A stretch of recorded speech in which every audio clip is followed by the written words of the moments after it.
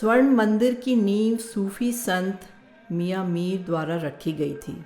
इसको बनाने का सपना तीसरे सिख गुरु अमरदास का था, लेकिन पंजाब के अमृतसर में सिखों के 5वें गुरु अर्जुन देव ने स्वर्ण मंदिर का निर्माण कार्य शुरू कराया था, जो भारत के पंजाब प्रदेश में स्थित है।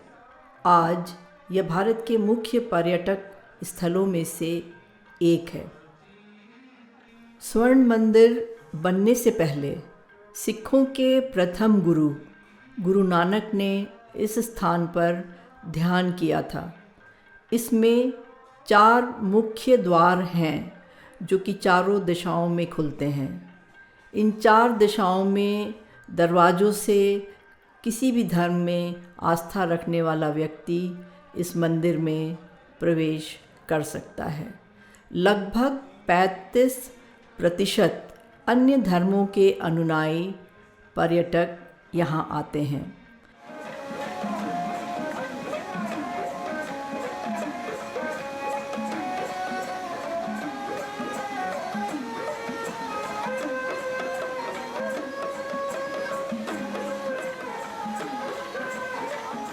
पंजाब के राजा महाराज रणजीत सिंह ने 19वीं शताब्दी में पंजाब को बाहरी आक्रमणों से बचाया और इसका पुनरुद्धार करवाया और गुरुद्वारे के ऊपरी भाग को सोने से ढक दिया।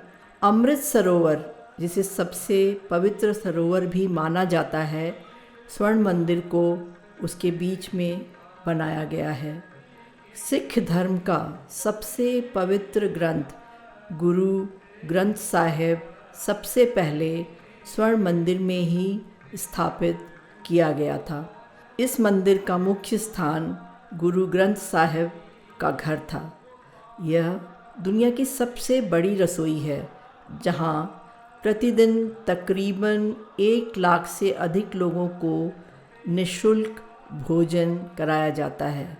इसे लंगर कहते हैं, जो प्रसाद की तरह ग्रहण किया जाता है। 15 अगस्त 1947 की आधी रात को भारत और पाकिस्तान कानूनी तौर पर 2 स्वतंत्र देश बने। पाकिस्तान की सत्ता परिवर्तन की रस्में 14 अगस्त को कराची में की गईं, ताकि आखिरी ब्रिटिश वायसराय माउंटबेटन कराची और नई दिल्ली दोनों जगहों की रस्मों में हिस्सा ले सकें। पाकिस्तान में स्वतंत्रता दिवस 14 अगस्त और भारत में 15 अगस्त को मनाया जाता है। भारत की आज़ादी की कहानी बहुत दर्दनाक है। इसमें कुछ ऐसे लोग थे जो भारत का बंटवारा बिल्कुल भी नहीं चाहते थे, तो वहीं कुछ लोग इस बंटवारे से सहमत भी थे। कुछ लोग धर्म के आधार पर बंटवारा नहीं चाहते थे, तो कुछ लोग हिंदू और मुस्लिम दोनों धर्मों के आधार पर बंटवारा चाहते थे। उनका कहना था कि हिंदुओं को भारत में रहना चाहिए और मुसलमानों को पाकिस्तान रवाना कर दिया जाना चाहिए, ताकि आगे आने वाले दिनों में कोई लड़ाई झगड़े ना हों और देश में शांति बनी रहे। भारत के विभाजन से करोड़ों लोग प्रभावित हुए। विभाजन के दौरान हुई हिंसा में करीब 10 लाख लोग मारे गए, कई हजार लोग अगवा कर लिए गए, कई महिलाएं बलात्कार का शिकार हुईं और हजारों घर बेघर हो गए। कई बच्चे अनाथ हो गए। करीब 1,45 लाख शरणार्थियों ने अपना घर बार छोड़कर बहुमत संप्रदाय वाले देश में शरण ली। बहुत से विद्वानों का मत है कि ब्रिटिश सरकार ने विभाजन की प्रक्रिया को ठीक से नहीं निभाया, क्योंकि स्वतंत्रता की घोषणा पहले और विभाजन की घोषणा बाद में की गई। देश में शांति कायम रखने की जिम्मेदारी भारत और पाकिस्तान की नई सरकारों के सर पर आई किसी ने भी यह नहीं सोचा था कि बहुत से लोग इधर से उधर जाएंगे। लोगों को भरोसा था कि दोनों देशों में अल्पमत संप्रदाय के लोगों के लिए सुरक्षा का इंतज़ाम किया जाएगा, लेकिन दोनों देशों की नई सरकारों के पास हिंसा और अपराध से निपटने के लिए आवश्यक इंतज़ाम नहीं था। फलस्वरूप दंगा फसाद हुआ और बहुत से लोगों की जानें गईं और बहुत से लोगों को घर छोड़कर भागना पड़ा। ऐसा माना जाता है कि आज़ादी के समय हुए नरसंहार और अशांति के लिए अंग्रेज़ों को ज़िम्मेदार ठहराना चाहिए। उन्होंने जल्दीबाजी में सत्ता हस्तांतरण किया और उस समय के नेतृत्व की अदूरदर्शिता भी जिम्मेदार है। समझौता एक्सप्रेस भारत और पाकिस्तान के बीच सप्ताह में 2 दिन चलने वाली रेलगाड़ी है जो विभाजन से पहले से अटारी से लाहौर तक बिछी पटरी पर दौड़ती है। इस ट्रेन को शिमला समझौते के बाद 22 जुलाई 1976 को लाहौर से अमृतसर के बीच शुरू किया गया था। 1994 में इसे सिर्फ अटारी और लाहौर के बीच चलाया जाने लगा। समझौता एक्सप्रेस अटारी बाघा के बीच केवल 3 किलोमीटर का रास्ता तय करती है। अटारी से लेकर लाहौर तक रेल मार्ग पहले से ही मौजूद था, इसलिए समझौता एक्सप्रेस को शुरू करने में कोई मुश्किल नहीं आई।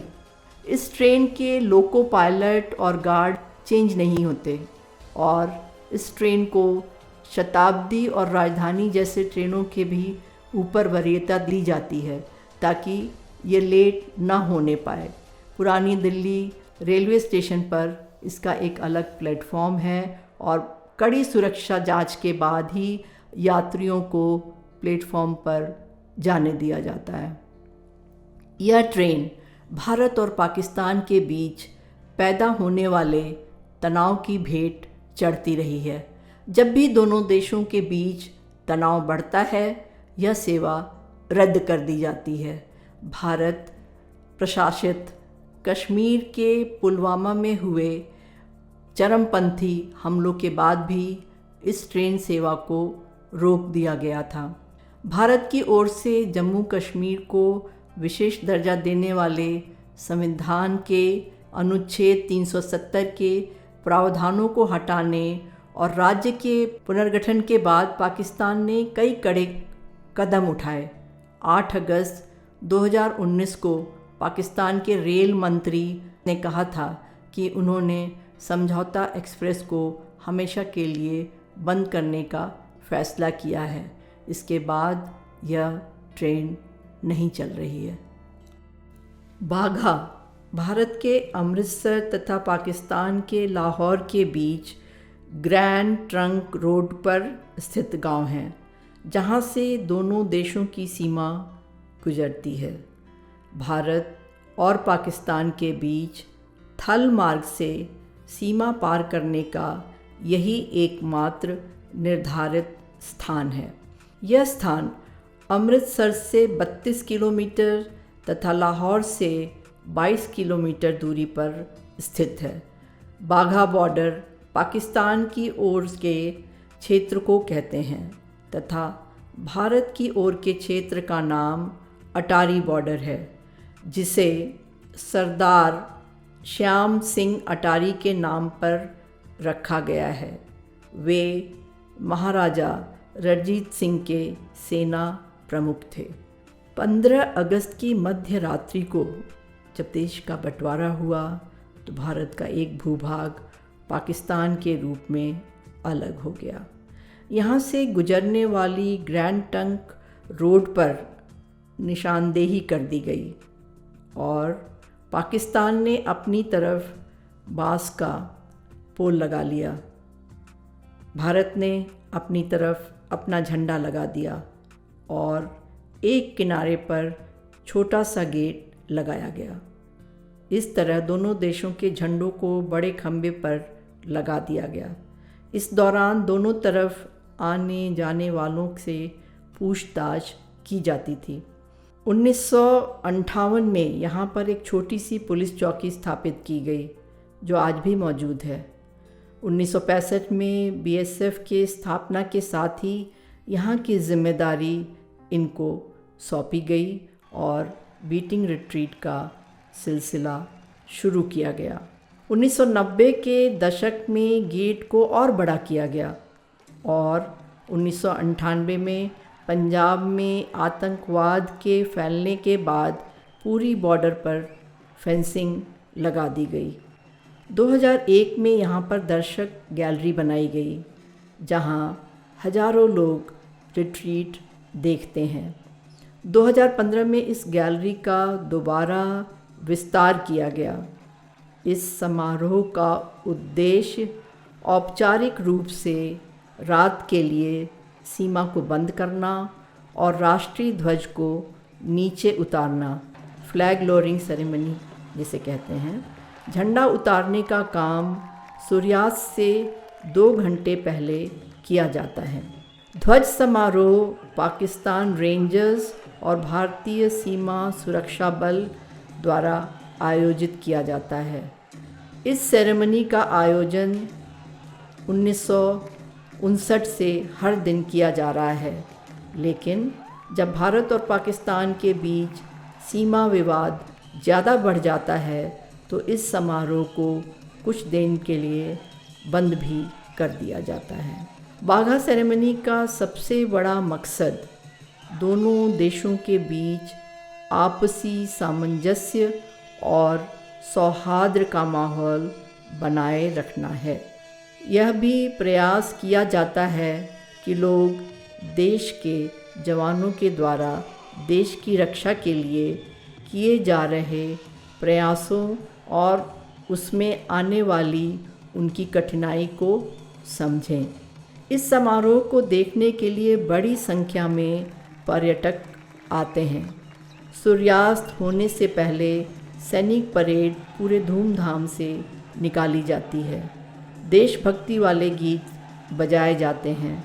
माहौल में देशभक्ति के नारे गूंजते हैं। बॉलीवुड के गानों पर भी लोग थिरकते हुए नज़र आते हैं। इसके अलावा कुछ सांस्कृतिक कार्यक्रमों का भी आयोजन होता है। दोनों देशों के झंडे को सम्मानपूर्वक उतारने के साथ ही समारोह का अंत होता है। रोचक बात यह है कि भले ही दिन भर भारतीय और पाकिस्तानी सैनिक एक दूसरे को गुस्से से देखते रहते हैं, लेकिन झंडा उतारने के दौरान एक दूसरे से हाथ मिलाते हैं। वैसे तो नियमित रूप से रोज़ाना बाघा बॉर्डर समारोह का आयोजन होता है, लेकिन युद्ध जैसी स्थिति में इसे रोक दिया जाता है।